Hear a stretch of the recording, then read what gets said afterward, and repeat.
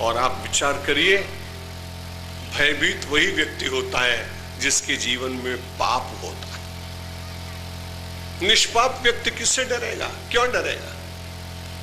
उसको अपने आराध्य पर इतना विश्वास होता है, अपने आचरण पर आत्मगौरव होता है, अपनी दिनचर्या के समर्पण पर निरंतर वो विचार करता है, और जितना निष्पाप जो होता है उतना ही वो निर्भय होता है। और इसीलिए इस देश का प्राचीन इतिहास निर्भयता से परिपूर्ण दिखाई पड़ता है। जहां बड़े से बड़े रावण से लोहा लेने के लिए, पराजित करने के लिए, परमात्मा श्री राम की सेवा करने के लिए देवता वानर के रूप में आते हैं, क्योंकि इसलिए आते हैं कि परमात्मा श्री राम संपूर्ण रूप से निष्पाप हैं।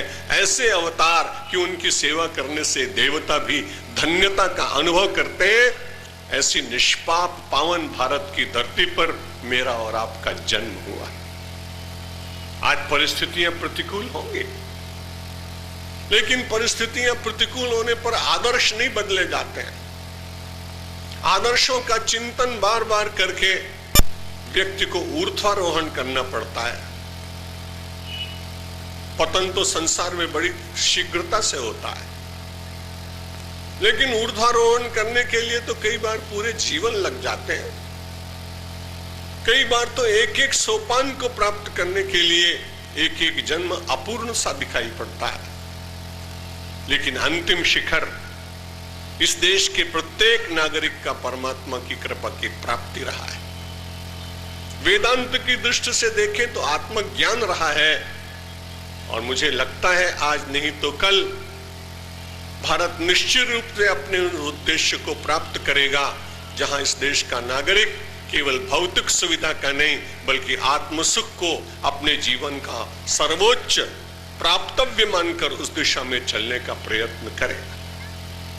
जब बुराइयां बहुत बढ़ जाती हैं, कोई भी वस्तु सीमा पर पहुंचने के बाद उसे लौटना ही पड़ता है। चारों ओर का परिदृश्य देखने के बाद कई बार सदाचारी व्यक्तियों को चिंता होनी स्वाभाविक, लेकिन तब मैं विचार करता हूं कि एवरेस्ट बहुत ऊंचा है,